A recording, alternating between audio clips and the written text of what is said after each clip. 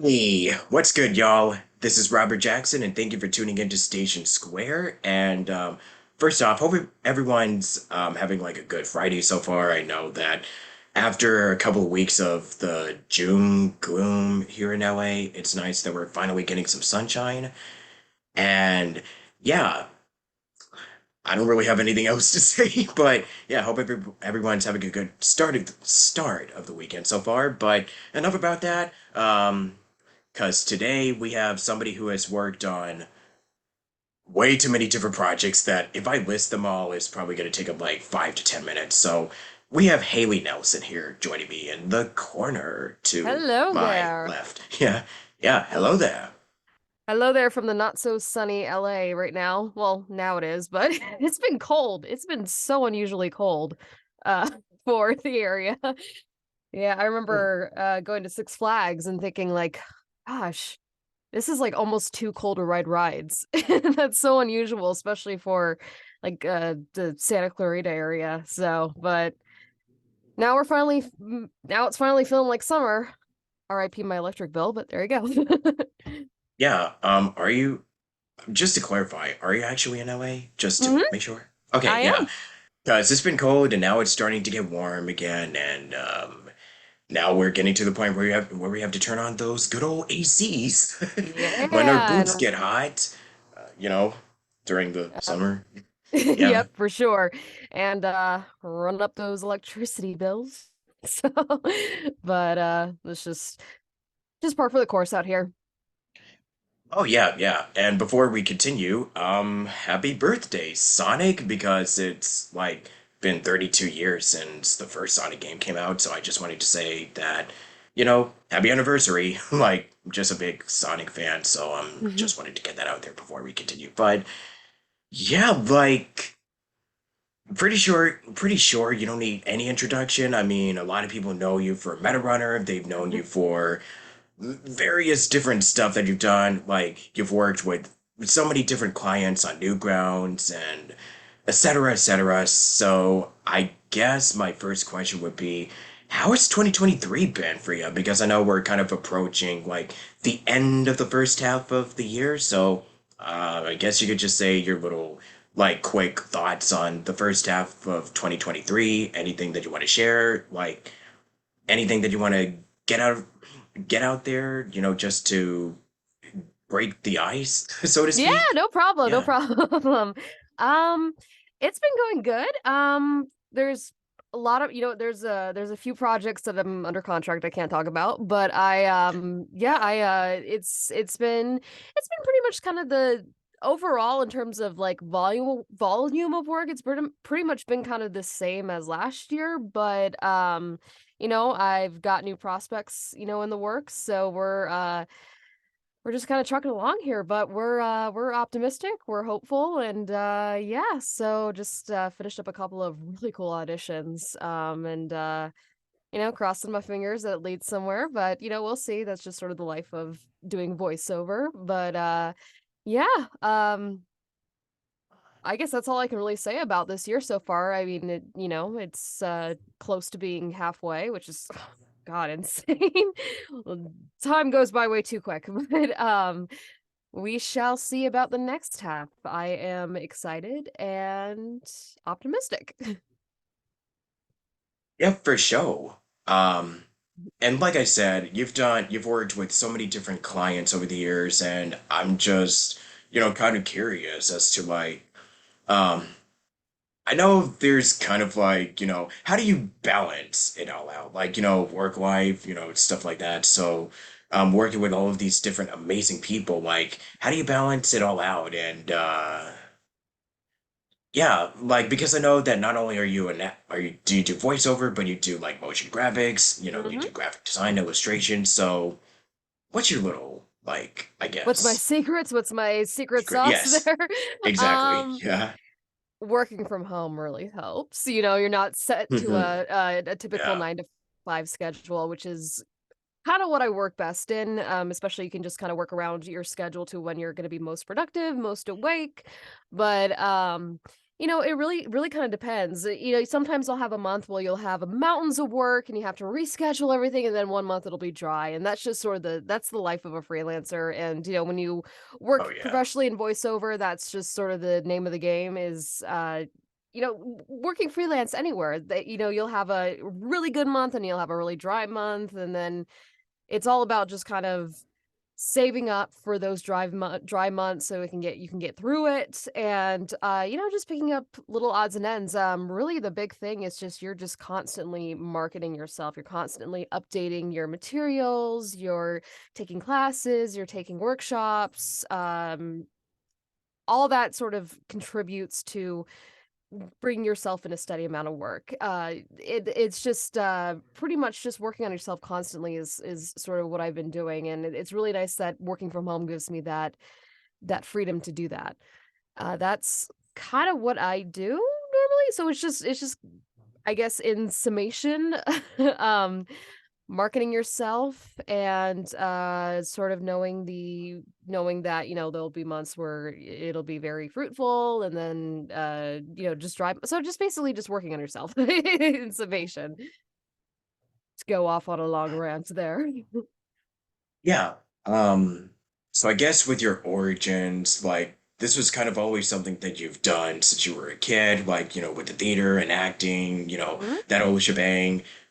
Sing, dance, act, the triple threat of Hollywood, Yep. as I like to, you know, affectionately dub it as. That's what That's what it's called. That's that's what that's it's called. exactly Yeah, the of the showbiz. phrasing. So, Mhm. yeah. So was this always something that you've wanted to do, or were there like because I know you've also done like illustrations and all this other stuff. So it was kind of like I could tell that you were definitely a kid who was into like, the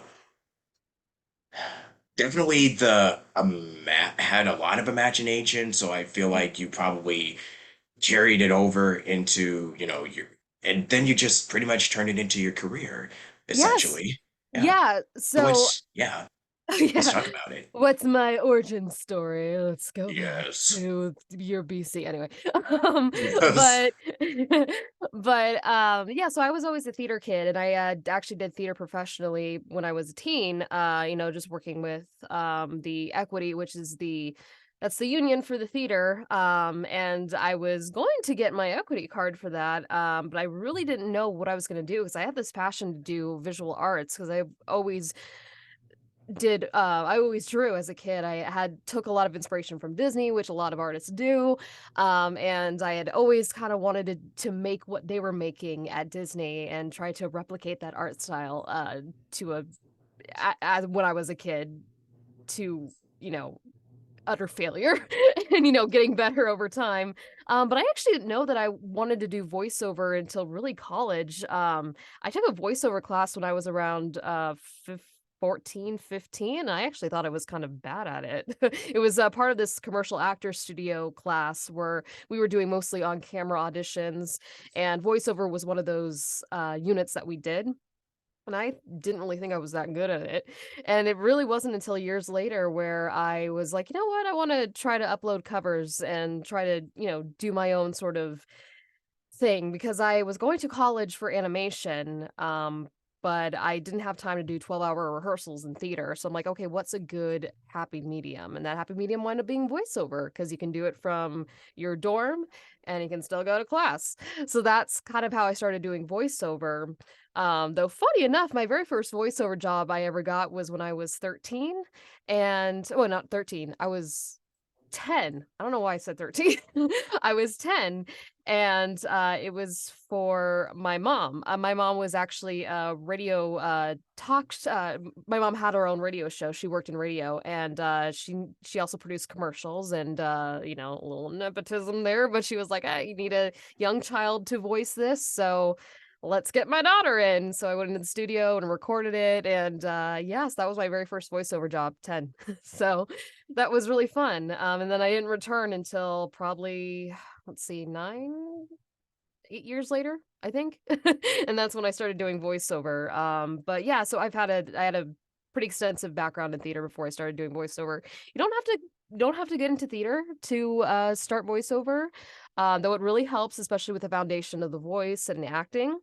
But I know people who have gotten into it because they just really love audiobooks, or they are a fan of anime. So really, your origin story doesn't make or break how you get into it. It's just starting. However you start, everyone has a start. So however you start, and it's your interest. And I don't know what I'm talking about at the very end of that. So, Yeah. but to summarize, you do not need to work in theater. That's how I started, but that's my journey. Anyone out there, you start your journey from just starting. So, Yeah. So I believe you're from the Midwest, mhm. correct? So I was actually born in Los Angeles, then moved out Okay. to the Midwest. So I consider myself growing up in the Midwest, because really it was only a couple years, Yeah. my first couple years of my life, that I was in LA, and then moved out to Kansas City. That's where I did a lot of that's pretty much where I grew up and did all my theater. And then went to school in Florida, then finally made the move out here back out to LA to pursue this crazy, insane career. How would you describe the LA lifestyle? Well, I was very familiar with it as a kid, as much as you can be familiar with it when you're 5 or 6 years old. But at that time, I just thought it was, always very sunny. Didn't really consider that anywhere can get colder. When you live in that, when you're born in that environment, that's all you know. But so far, it's actually been, it's a lot more crowded, that's for sure. Um, but overall temperament, I mean, you pretty much get every kind of walk of life here. It's really nice. But in terms of any sort of like attitude or behavior, I mean, pretty much everyone that I've like run into, depending if you're working in the industry or not, you run into a ton of people who have no interest in being in the entertainment industry, and that's actually very refreshing. People are I didn't really notice difference between being people here in Kansas City. I guess people are a little bit more pessimistic about the entertainment industry because it's constantly around them. But in terms of just the vibe, it's people wise, it's kind of the same as back home. You just got kind of get, some people who are on one end of the aisle and some people who are on the other end. But it's such a big city. It really kind of depends on where you go. Like if you're gonna go kind of further up to the past Santa Clarita up to the Antelope Valley, you get a lot of people who are, kind of in this, kind of in the more kind of red area, and then you get down to sort of the beach area, and that's more blue. So you really get this sort of cool mix of diversity of not only people but of opinions, and it's really cool. Yeah. I especially love the beaches and Hmm. yeah. Though I will say, being in Florida for a few years, I gotta say I haven't found a beach that has matched South Florida yet. I know that's kind of sacrilegious to say about, especially with the beaches here, but the water's just so much warmer in Florida. And then over here it's just freezing. But that's just it's the nature of the ocean here, the Pacific, especially with all the Arctic waters coming down here, and then with the South Florida, it's a lot of the water from the equator. So, but no, I like the beaches here, but I just prefer the beaches in Florida more. Yeah. Let me see. Do, do, do, do, do. And who would you consider to be like inspirational, like as a Ooh. massive influence? Like I know you mentioned Disney, but like you could say your family, you could say, people Oh, for that have sure. worked in the business, like just, you know, just Oh yeah, just I just guess name now's the off time to just names. shout out. Yeah, Yeah, just no give the names problem. out. Yeah. So, oh my goodness, my mom is probably my biggest inspiration. She inspired me not only to do performance, since she, you know, had a major in telecommunications, but also my artistic drive came from her. She would hand make all of our costumes for Halloween, and she was just a fantastic artist. She didn't really do like the physical visual art professionally; it was all hobby. But I really wanted to do what she was doing, and I'm like, let me see how I can figure out how to do that. And so I would say my mom's my probably my biggest inspiration. Career-wise, a big inspiration for me would be the late great Mary Kay Bergman. She had this just incredible range that's almost unmatched, and it's so sad that she left the world when she did because she was so talented. She had such an amazing future ahead of her. She already did have an amazing career, working as the voice of Snow White, doing all the female voices for South Park. She was just this crazy talented lady, and it's unfortunate that, she passed away, when I was a baby. So I wouldn't had never had the chance to meet her or work with her, but, oh, it would have been fun to take a class with her if she was still around. Yeah. I know you mentioned Disney, but anybody else that you also want to say was a major influence with acting or Mm. just animation or just everything else that you're doing? Yeah, You can also those say are your clients. Yeah.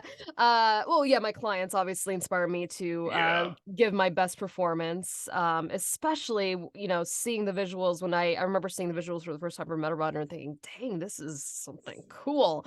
And I really was just determined to give my best performance, seeing that all the hard work that the team was going into.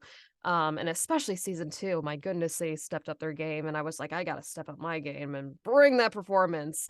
But, I'm always inspired, especially with all the up and coming artists and, all the animators. There's just some incredible animators from all over the world, and the fact that they're able to get their start because we become so interconnected. I remember seeing animators that I remember working with on sort of the YouTube sphere back in 2014, and now they're working on Animaniacs, and they're working on all these incredible projects. And it's just so cool to see these guys go from online to network. And yeah, it's so cool to see their progression, and it makes me kind of proud. I get to brag like, yeah, I did some voices for them, and and it's really cool. Sometimes my brother will like find this video and was like, wait, did you voice in this? And I'll be like, yep, I did. And always those little kind of like show off moments. But no, I'm just, I find inspiration everywhere. But it's just it's so cool just to see people who started off so small and then end up doing these amazing things that they would never have dreamed of doing. And I that's kind of my modern day inspiration. Yeah, totally. So, yeah, because you've done Amazon, Frederator, Glitch, and yeah, these are like some of the big ones out there. So, um, was there ever really a moment where you're just kind of like, oh my gosh, wow, this is why I, you know what? I'm doing this and I just definitely love it. At one point where you just like, you know what, with everything, because you mentioned like there's times where you go through like, the dry spells and da da da da da da, da, but Mhm. at one point where you're like, you know what, this is, all of it is just definitely worth it. It's like this is why I love doing this for a living. At one point where you're kind of like, yeah, What was yeah, so I understand. yeah, uh pretty much kind of the big indicator that I knew that this is what I should be doing is when Yeah, my this is me. is it's kind of when my parents when I moved out, and then my parents were like confident of getting me out to LA, and saying, "Yeah, you know what? You go out there and you do, what you're doing." They wouldn't send me out here if they didn't think that I could make it in this industry. So, that's kind of my big sort of confirmation that yeah, this is what I should be doing. And especially if my dad being sort of the um very much the kind of frugal guy, if he was telling me that yeah, you can definitely do it, that was the big thumbs up from him. Even though he's always been supportive, it's always good to get sort of his true kind of feelings about that. But meeting some amazing Meta Runner fans and getting able to sign their stuff, that, and being able to make their day, that was also another big reason for me to keep doing what I'm doing. Because if I'm making people's day, that's really all that matters in the end. Is are you having an emotional influence, no matter how small or how big the project is? That's really where you get your meaning in your work. Yes. Yeah. So what is your approach when it comes to creating a character, whether in an audition or Sure. if you're doing a project, what's your like character creation So like I yeah, process? so ideally you will get a image along with the slides when you're doing with the slides, the sides when you Nice. audition. And hopefully you'll get an image, and usually character concept art really helps with forming the character, forming the voice, and sometimes they'll have a description where it's like this is kind of what we're aiming for. But what's really nice about doing auditions is that the client has this vision, but you also get to be a bit creative yourself, because usually that creativity is kind of what lands you the job, is if you give it a unique spin on this character. So my approach is pretty much, hopefully if they give you concept art, sometimes they won't. Sometimes they're very secretive and they're just like, we're going strictly off of description and then you've got to make it up yourself, which can be really fun. But I actually like when they're a little bit more restrictive because I feel like creativity breeds from being restrictive a bit. Um, but really my process is it's kind of the same as, a lot of other actors is just sort of finding that sweet spot and you know, obviously you have to have a voice that you can perform constantly and you can, easily bring it up. But my process is very much pretty simple. Look at the character, if there is an image, look at the description, and then just sort of form a base from what they want, and then tweak it a bit to make it your own. That's kind of my process, if I were to simplify it. Yeah. Um, and I know that people will check out your website and the demo that you have. So I'm just curious, what are your favorite type of characters that you love Oh voicing? my! What's so weird is I really I don't know why this is. I mean, I thankfully I don't have like a typecast. I usually can go out for pretty much anyone between 40 and an infant, which is really nice. But I've noticed that like I do really well with either the kind of nerdy hyper girls. That's always been like for some reason that has always been a character that has always just flown out of me pretty easily. It's really weird. I think it's just because there's a lot of me in that. I've always been that sort of kinda weird kid in the corner. So a lot of that hyper energy that I have that I was, too nervous to express, I get to express in these characters. So I've noticed that that's kind of the character I gravitate towards, though I'm always wanting to expand my range more. But the other characters that I actually really like doing are sort of the scene kind of emo punk kind of kind of vibe. Those are really fun and you get to bring down the energy a little bit and just sort of do your own thing. Like I really don't give a crap about what my square parents think. I'm gonna do my own thing kind of thing. So I don't know. That's really fun. It's sort of a mix of that Valley Girl accent with the sort of Kim Kardashian vocal kind of kind of what's it called? Vocal fry. That's it. So, Music. You but got it. yeah, no, but you know what? I'm happy to play any kind of character that is the client is asking for. I love exploring, but I've just noticed that those are sort of the characters that I have a lot of fun with. Also the princessy types, because I get to live my childhood fantasy through that. Yeah, that's a lot of fun. I think the characters that I tend to get cast for are like the guy next door, the sidekick, the protagonist, but I don't play a lot of villains. You could. Um, You got that yeah, baritone voice. Yeah, just thanks. play with that a bit. Because I just get cast for like these youthful characters, but I don't really play like a lot of like the dads or what is it? I've done creature voices, which is Maybe fine. the fun uncle, The or maybe fun the uncle. distant cousin twice removed. something like that. No, I Uh, don't think I've gotten cast as the fun uncle, but I have gotten no. cast as a bully before, which Oh, that was fun. surprising. Yeah, Those are fun. You get to play which that was out of the my wheelhouse, jerks. but those are actually a lot of fun. And honestly, the ones that I'm really starting to dig are like the okay, I'm noticing that like it's sort of the characters that kind of started out with like a lot of insecurity and then they started coming to their own, or they Hmm. just have like the you ever see those confident, just kind of like, the chill, like the overly confident school jockey Hmm. type of, those Yeah, for sure. characters. Yeah. I was thinking about Biff from Back to the Future for some reason. Oh, Yeah. yeah.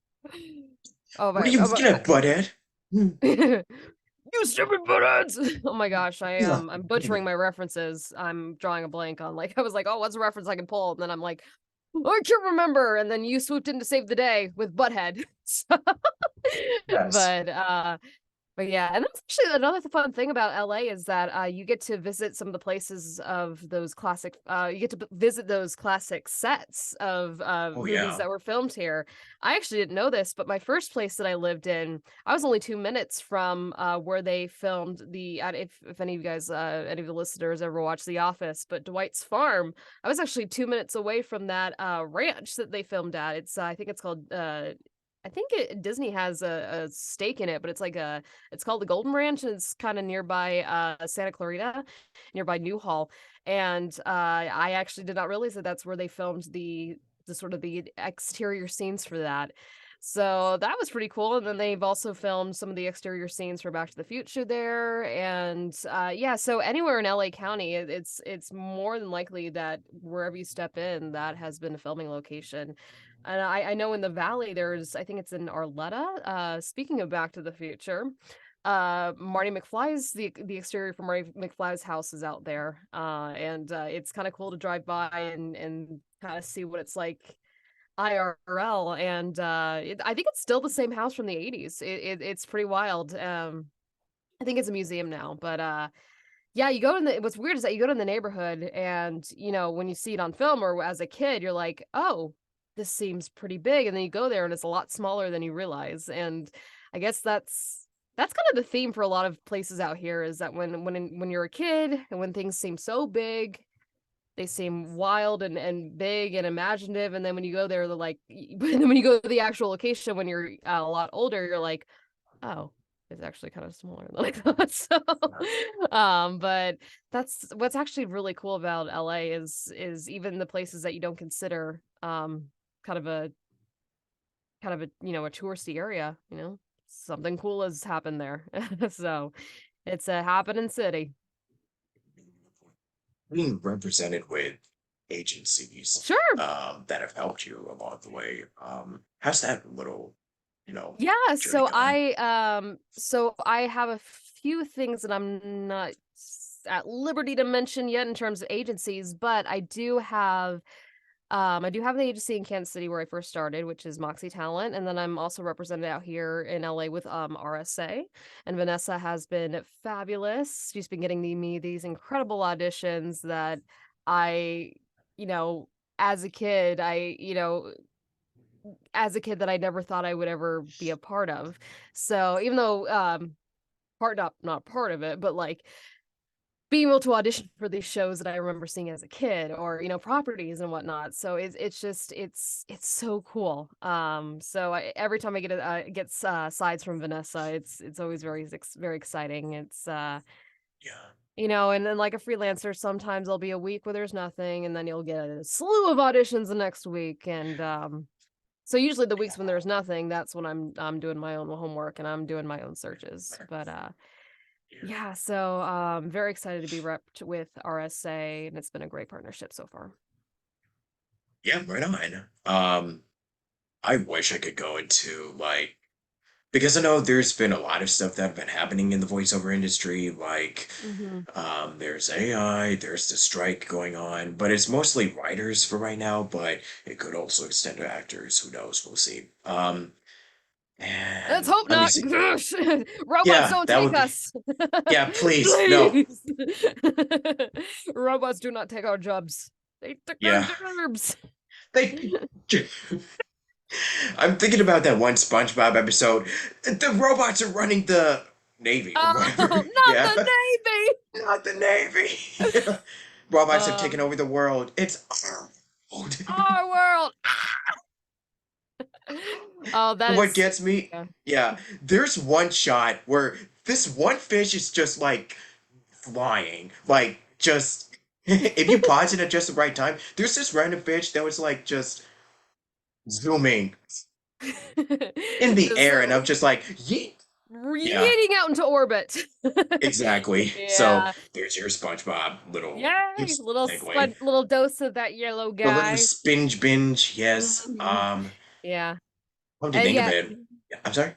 Oh no, you're good. You're good. Go ahead. I was gonna ask, what were some of your favorites? Like, I Oh, guess growing favorite up, shows growing up? Oh, well, I was a and huge Power. media in general. Yeah. Yeah, well, growing up, and even growing up, even starting out here in LA, um, I was a big Powerpuff Girls fan, and so was everyone else in my Oh kindergarten yeah. class. I feel like it You was kind of know, the.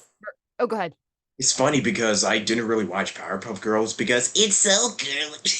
That was me Yeah, as a kid. no, And that's I didn't really fine. I wasn't really watching like a lot of action shows. I was kind of like into, Hmm. SpongeBob or what Yeah, else was on? Like same for me. Dexter, yeah, Yeah, yeah. those shows. People talk about like, oh, Dragon Ball Z, and I just really wasn't an I'm just anime kid like, back then. I yeah, mean, me Pokemon, neither. but Pokemon was probably the only anime That was I. the only one I Yeah. really watched from time to Hmm. time. Pokemon, yeah. Yeah, yeah, and a little bit of Yu-Gi-Oh, And but you, Pokemon definitely. yep, yes. But yeah, in terms of like as a kid and even as a teen, I just wasn't really into anime. And granted, I'm not really that into anime currently. If there's, it's funny to say because there's a ton of people I know that are, doing dubbing for a living, but it's just never been kind of a genre that I have ever really been into. And well, it's one of the lowest paying jobs in the industry. So I'd much rather go out for roles that are, much rather go out for the SAG roles, and I much rather go out for the Western animation Yeah, roles because that's the reason that was my big yeah, inspiration is Western animation. So all the uh all the Disney, all the Cartoon Network stuff, that was my experience growing up. But 100%. Yeah. but yeah, Powerpuff Girls, that was a big show. SpongeBob was great because it was one of those shows that had, just this great humor for adults. And even my So did dad, Animaniacs. Yeah. yeah, true. And even my dad, who, not he's definitely a gamer, but he's not really into watching animation unless it's adult animation. And even he loved watching SpongeBob with us. We still quote, some of the old So season many. season It's way quotes too many like quotes. Patrick, don't you have to be stupid somewhere else? And Not until Plateau four. 4. Yeah. That That was is a a mood. horrible Sandy impression, but Yeah. Patrick, I don't you mean, have hey. yeah, I would have to work on that a little bit. But Yeah. uh, Playing yeah, that some Southern Belle, that Valley. Yeah. yeah. Those Be faster characters. there. Yeah, so I have to work on that a little bit. That But Applejack. yeah. Like, Yeah. Got to get that stereotypical Southern accent. But yeah. yeah, that's the funny thing about accents. Accents, when you really study the more realistic depictions of it, you realize that every region has little changes. Especially out here, in the States. Like even different counties have different accents. And I guess that's the same like if you were to go to the UK or go to France, there's different accents depending on how far you drive. It's, there's just so many regional dialects and different differences, and it's fun to be able to pick out the little subtleties, but it's hard to, you can't really learn all of them. And so you can try to learn all of them, but there's just way too many in the world to really, actually perform accurately. So do your best 10 accents and go with that and then learn along the way. So, but anyone who can do more than 10 accents accurately, salute to you. You are invaluable in the industry. That's for sure. You're going to be working a lot. So, Totally. Yeah. Because I am. worst with accents. That's okay. I was horrible with accents, and then Yeah. I wound up taking more in depth classes with that, and I got a lot Mhm. better. Really, the big advice I would give for actors is to listen to someone who authentically does the accents. Maybe get some recording of someone who's native, whose Yeah. native language has that accent into it. Pick a sentence, pick maybe a phrase, and then just repeat it over and over and then use that as a springboard. For Yeah. me, my springboard for Scottish is what was oh my goodness, I'm drawing a blank is and I think as long as there is human life there will be old tradition, so that's sort of this springboard that I go into. So that sentence, I go into that sentence and then that's when I start doing the character. So springboards are very valuable, but that's just one example. So yeah, springboards. That's the big trick to that, personally. Yeah. I was gonna bring up SAG earlier Oh yeah, go because ahead. I know you want to work with, of course, Disney. Mhm. That's the big one, and there's That's a also big one. Warner's, Oh like, yeah, Warner there's Brothers, Cartoon Network, Nickelodeon, like mhm. pretty much a lot of the studios. And little interesting fun fact I actually like. This was before COVID. Wow. Mhm. Wow. Okay. Yeah, when 3 I years say that, ago, I'm like, 4 yes, years ago. Ah, or almost did. what I time don't is know. But it? anyways, I was looking at the studios, like my mother and I, we decided to go to like, hey, wouldn't it be fun if we just decided to like, I don't know, stop by and see the studios I wanted to. I would, I'm totally am gonna work for, in the industry. Like some of my childhood, you know, programs and work with them, which is kind of like one of my big end goals is working with the big ones. Mhm. So Oh, for yeah, sure. but I know Same. that being in a union can also definitely help. So Mhm. let me see. You want Not advice for it? no, I mean like No? in joining the union. Like, do you have like any like 2 cents or what's your takes on Sure. So what's been my happening as yeah. of late? And yeah, where do you see it going in the future? Oh, Yeah. for sure. So, really, my big thing is don't join the union until you know that you're going to be booking jobs in the union. Because once you're union, you can't do non-union anymore. Um, and some people can skirt around that, but I usually don't advise that. Um, but yeah, I would really say unless you're, booking jobs that are in union, I would say hold off until you need to join.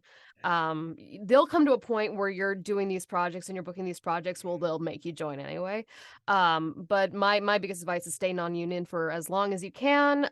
Granted, all the big projects are in the union, but I would say, just try to hold off as long as you can because you wanna be working as much as you can and build up that resume.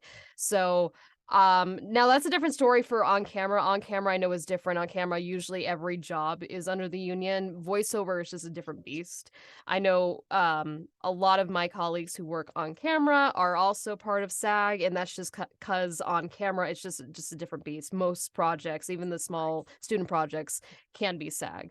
But actually the process for a project to join SAG has become a lot more streamlined. I know there was a new rule set around 2017, 2018, where they wanted to get new media projects, which is anything online and anything on web. I know they wanted to streamline that so a lot of projects can be under the union's jurisdiction. So the process has become a lot easier, especially being tapped and whatnot. Yeah. And this is more pertaining to new media. When it comes to like networks and legacy media, it's a little bit different. But I would say to summarize, wait till you know that you're going to be booking stuff from, book a couple jobs in the union before joining if you can. And Okay. eventually they'll make you do it once you book those jobs. But I would say do as much non-union as you can. And then once you hit those big roles in network wise, then go ahead. Yeah. But that's my biggest advice for especially for new Yeah. actors out there. And I guess on that note, we'll see you all in part two coming shortly. And we'll have more questions and then we'll wrap this up. So I'll see you in part two and take it easy, folks. Sayonara. Peace.